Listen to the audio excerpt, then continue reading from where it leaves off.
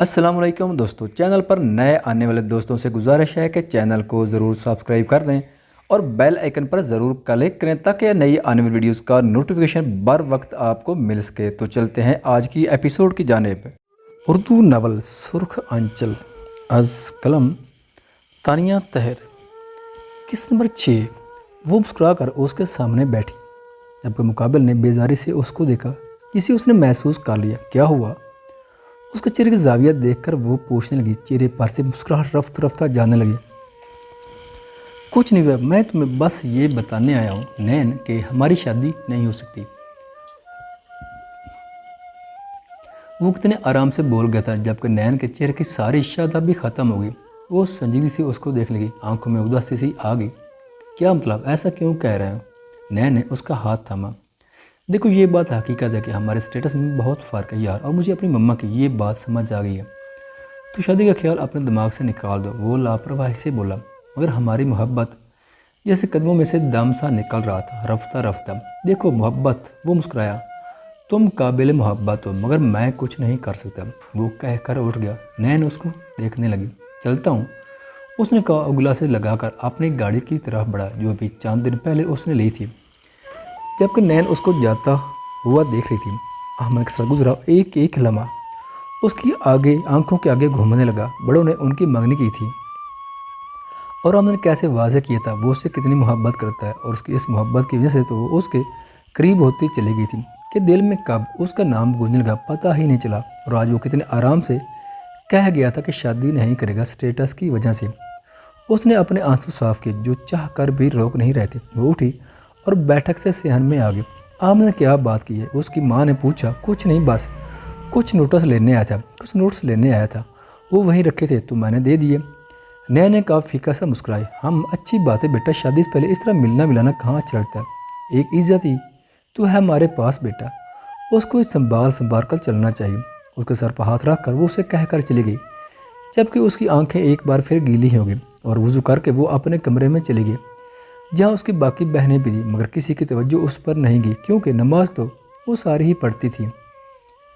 उसका cell phone बज रहा था जिसे उसने झंझला कर उठाया। नींद बर्बाद कर दी। आज ही ऑफिस में इतना काम किया था, पहला दिन जो था ऑफिस में, ऊपर से कबीर ने तो खींच कर ही बना दिया। सेल फोन चेक किया, सालार की कॉल थी। उसने कॉल पिक की। जी भैया, वो बोला यार लॉन में आओ। उसने बस इतना कहा और फ़ोन बंद कर दिया। क्या मुसीबत है? जहन मर गया है? जो मुझे उठाया वो बड़बड़ाता हुआ उठा। जब कोई नहीं जानता था कि जहन अपने कमरे में ये कहाँ है। वो लान में आया तो उसका मशहूर भाई जो फिल्मों ड्रामों में काम करता था दीवार पर चढ़ा बैठा था। आरज़ को सब समझ आ गया, ये अंदर आने के ड्रामे थे। यार हाथ दो, क्या मुंह देख रहे हो? सालार ने कहा तो आरज़ ने आगे बढ़कर उसको हाथ दिया, जिसका सहारा लेकर वो अंदर घर में दाखिल हुआ। हमारे घर में दरवाज़ा भी है। आरज़ ने उसको देखा, जिसमें कदम रखने का मतलब ये था तुम्हारा बाप मेरी बोटियाँ काट देता। सालार कपड़े झाड़ने लगा। तो आपको आने की क्या ज़रूरत थी? मुझे नहीं पता आपके पास फ्लैट भी है मोहतरम। आरज़ ने आंखें घुमाई। देखो बड़े भाई पर नज़र रखने की ज़रूरत नहीं। सालार ने घूरा। तो बड़ा भाई मेरी मदद ना लेता? आरज़ ने भी दो बदू जवाब दिया।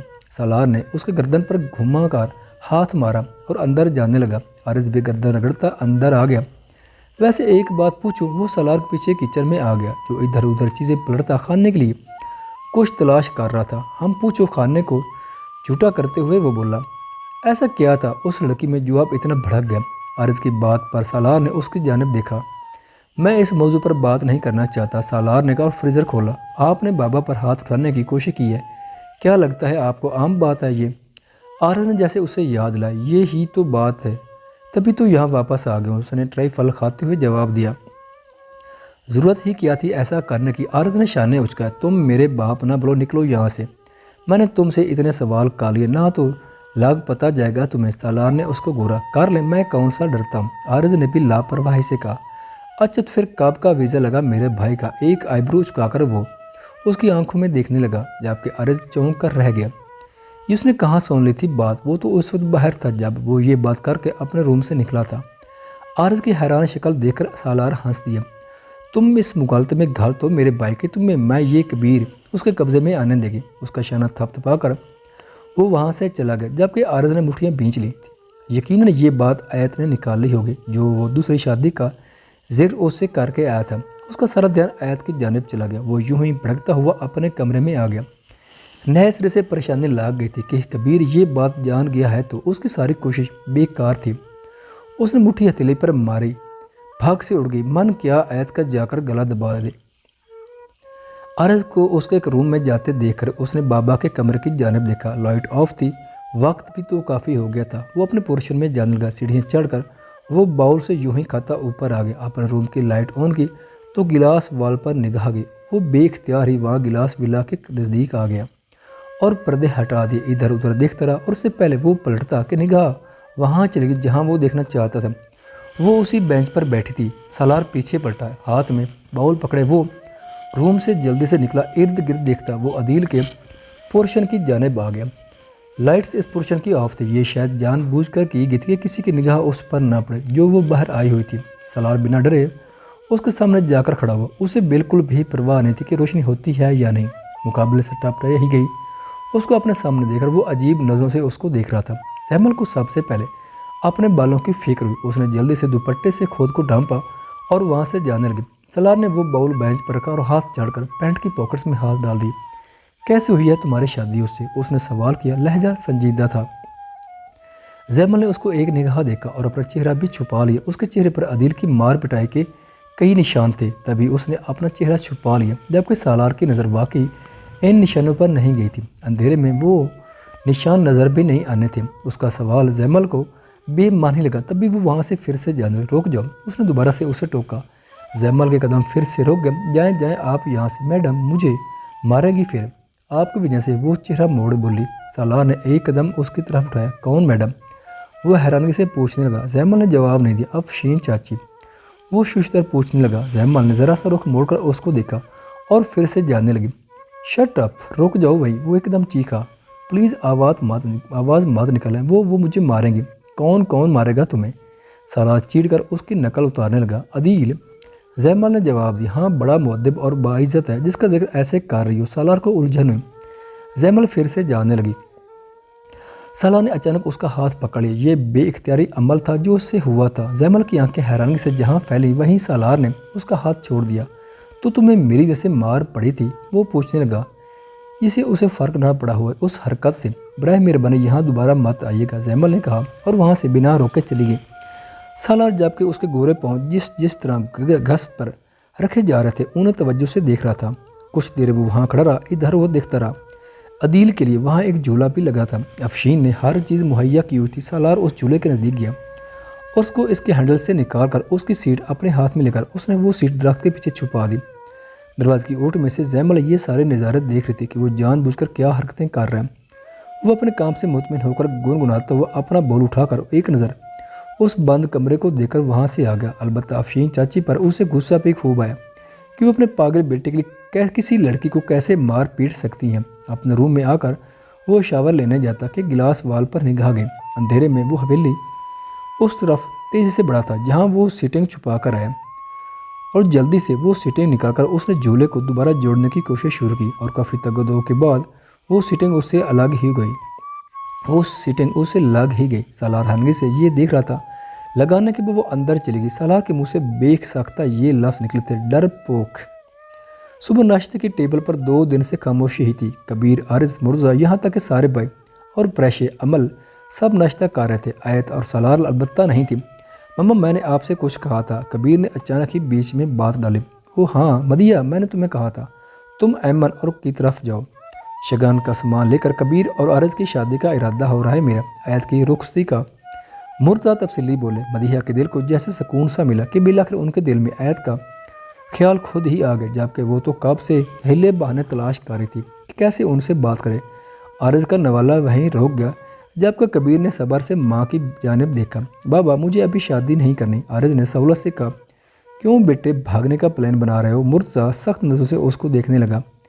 आरिज ने कांटा रखा और उनकी तरफ देखने लगा। मैं ऐसे ना ही निकाह करना चाहता और ना ही रुखसती करके उसे अपने सर पर बिठाना चाहता। वो बिना लिहाज के बोला। बद लिहाज मुर्जा तो जैसे सालार की बात पर भड़क उठे थे। एकदम अपनी जगह से उठे। कबीर ने उनको आरिज तक पहुंचने से रोका। समझे क्या रहे हैं ये दोनों? वो एकदम धाड़े और ये ही दाड़ किसी की नींद में खलल डाल गई थी और उसे अंदाज़ा हो गया कि उसका वक्त करीब आ गया। आरिज चुपचाप बैठा रहा। बाबा प्लीज़ आराम से बैठे, परसों भी आपकी तबीयत ख़राब हुई थी, उससे इस मौजू पर मैं खुद बात कर लूँगा। कबीर ने उन्हें मज़ीद इश्तियाल में आने से रोका। वो बदबख्त न जाने कहाँ मरा हुआ, 2 दिन से घर नहीं है, और एक ये है, दोनों ने मिलकर नाक में दम दिया हुआ है। कह दो उसको, जो मैंने कह दिया वो ही होगा। वो उंगली उठाकर बोले। दूसरी तरफ खामोश बैठे जहन की निगाह सालार पर गई, जो कि इशारों में उससे पूछ रहा था कि क्या मामला है। सालार को देखकर जहन के लबों पर मुस्कुराहट आ गई। वो उन कुछ दिनों में वीक भी हो गया था और कॉलेज से मुझसे बंक करता रहा था। जैन के सर झुकाने पर सालार हिम्मत करता नीचे आया और सीढ़ियों से उस शहजादे को उतरते सब ने देखा था और सर थाम लिए कि अब ज़रूर कोई नया ड्रामा होगा। कबीर ने उसको घूरा, क्योंकि मुर्जा की निगाह उस पर अभी नहीं गई थी, और आंखों में उसे वहाँ से जाने का कहा, जिसको सालार ने मानना ही कब था। वह सुकून से आया। अस्सलाम वालेकुम बाबा, उसने तमीज़ से बोला। मुर्तज़ा ने उसकी जानिब देखा और मारे गुस्से से अपना जूता निकालकर खींचकर उसको मारा, जिसको ढीठ इंसान ने लपड़ कर कैच किया और दांत निकालने लगा। ये क्यों आया इस घर में? वो कबीर की जानिब देखकर गुस्से से बोला। मैं बताता हूँ, कबीर से क्यों पूछ रहे हैं? वो उनके नज़दीक आया और अचानक उनके गले में बाजू डाली। मुर्तज़ा ने गुस्से से उसको झटका। अच्छा ना सॉरी, आपको पता ना, गुस्से में हम चारों आप पर ही गए, वो बोला और उनको जकड़ कर पीछे से पकड़े रखा। कहीं उनके हाथ छूटते ही उनके हाथ उसका मुंह सूजा देते, जबकि बाकी सब मुस्कुरा दिए थे। वो बचपन से ही ऐसा था और उन्हें ऐसा ही मनाता था। हाँ, तुम मेरे ही मुंह को आओगे, मुझ पर हाथ उठाओगे। वो खुद को छुड़ाने की कोशिश करने लगे। नहीं नहीं, लो ऐसा हो सकता है, मैं तो बस ऐसे ही कभी कभी, वो हंसता हुआ बोला, जबकि उन्होंने खुद को छुड़वा ही लिया। सालार जल्दी से कबीर के पास पहुंच गए। यार कुछ कर मेरे भाई, वो बोला तो कबीर ने बाप को पकड़कर चेयर पर बिठाया। सामने आओ। उसने सख्ती से सालार को देखा। तुम सबके कहने से पहले ही बता देता हूँ कि मुझसे गलती हुई और मैं बेहद शर्मिंदा हूँ, उसने कहा, जबकि शक्ल से ऐसा कुछ नहीं लग रहा था। लेकिन भाई आपकी शक्ल तो नहीं बता रही। आरज ने बीच में लुकमा दिया। खोते चुप कर। सालार घुर्राया। बिल्कुल सही कह रहा है वो। मुर्जा भड़के। आरज ने हंसी दबाई। यार बाबा प्लीज़ सॉरी ना, आप कहीं तो सजा के तौर पर आपका ऑफिस ज्वाइन कर लूँ, बताएं? वो पूछने लगा। जानता था मुर्जा की अवलीन ख्वाहिश थी उसके सारे बेटे कारोबार संभालें। हाँ, वो फ़ौरन बोले। बड़े तेज़ हैं आप। सालार ने मुंह मोड़ लिया, जबकि मुर्जा ने उसकी पीठ पर मुक्का जड़ा। आह आह, और वहीं सालार के ड्रामे शुरू हो गए। मुर्तज़ा खुद भी मुस्कुरा दिए। उन्हें वो चारों ही अजीज़ थे। उनके मुस्कुराते ही माहौल की कसाफत जाती रही। कबीर और आरिज ऑफिस के लिए उठ गए। मम्मा मैं 5 टाइम में घर आऊँगा, कबीर उनको कहकर चला गया, जबकि बाकी सब भी रफ्ता रफ्ता जाने लगे। तुम्हारे लिए नाश्ता लाऊं? सालार को देखकर मदिया ने पूछा। वो नो मम्मा, मुझे सोना है, आपके शोहर की वजह से उठा था बस, वो अंगड़ाई लेता बोला, जबकि मदिया ने नफ़ी में सर हिलाया। वो सुधर ही नहीं सकता था कभी। जैन कॉलेज 5 दिन बाद लौटा था। साहब से मिलकर वो कॉरिडोर में से हरम का हाथ पकड़कर उसे एक रूम में ले आया। हरम की अलबत्ता चीखें निकल गई उसकी इस जुर्रत पर। जहाँ उसने पिछले 5 दिन गुजरा थे, उन्होंने ही उसे इतनी जुर्रत दी थी। कैसी हो शम्मस? उसने उसकी चोटियों में से कुछ निकलती लट्टों को नरमी से पकड़ा। छोड़ो मुझे, मैं तुम्हारी शिकायत लगा दूंगी। हरम डरती डरती बोली। लगा दो। वो मुस्कुराया और बेताबी से उसका चेहरा देखने लगा, जबकि हरम उससे दूर सरकने लगे। यार डरती क्यों हो इतना? जैन हंसा। दूर रहो मुझसे, मैं सच कह रही हूँ, मैं तुम्हारी शिकायत लगा दूंगी। हरम बोले। जैन ने सर झटका। किसको लगाओगी? वो एक कदम दूर होता ऊपर से नीचे तक उसको देखने लगा। हरम को उसकी नज़रों में पहले से नरमी नहीं दिखाई दी, बल्कि इस वक्त उसके देखने के अंदाज में अजीब हवस पोशीदा थी। तभी वो कांप सी उठी थी। जैन दोबारा उसके नज़दीक हुआ, यहाँ तक के नज़दीक तर। हरम रोने लगी। क्या हो गया बेबी? Just relax. जैन ने उसके गाल पर हाथ फेरा। जैन छोड़ो मुझे। अपनी कमर में उसका बाजू रेंगता महसूस करके हरम चिल्लाई और उसके चिल्लाने पर जैन ने उसके मुंह पर हाथ रख लिया। इधर उधर देखा, पीछे एहतशाम खड़ा था, ये नज़ारा देख रहा था और हरम ने इधर ही फ़ायदा उठाया और वहाँ से भाग गई। एहतशाम उसके नज़दीक आ गया। माल ज़बरदस्त है, वो बोला। वो कोई माल नहीं है, मुझे पसंद है। जैन ने लापरवाही से कहा। मेरे भाई, अपनी पसंद के साथ ऐसा नहीं किया जाता। एहतशाम हंसा। जैन भी हंस दिया। चल कहीं पकड़ते हैं उसको, उसने कहा। नहीं। जैन ने नफ़ी की। चल ना यार, पहला हक तो तेरा ही है उस पर। एहतशाम ने उसको बहलाया फुसलाया, जिस पर जैन ने हामी भर दी। ये बात भूल करके वो उसकी पसंद थी और दोनों ने आयरत होने वाली कवाली में उस लड़की को पकड़ने का प्लान बना लिया। मगर एहतशाम ने उसको रोका कि ये बात किसी को नहीं बतानी, जिस पर जैन भी मुतफिक हो गया। ख़वातीनो हज़रात, चैनल पर आने का बहुत शुक्रिया। अगर वीडियो पसंद आए तो चैनल को सब्सक्राइब करें और साथ ही बेल के आइकन को लाजमी प्रेस करें ताकि आने वाली वीडियोज़ की अपडेट सबसे पहले आप तक पहुँच सकें। शुक्रिया।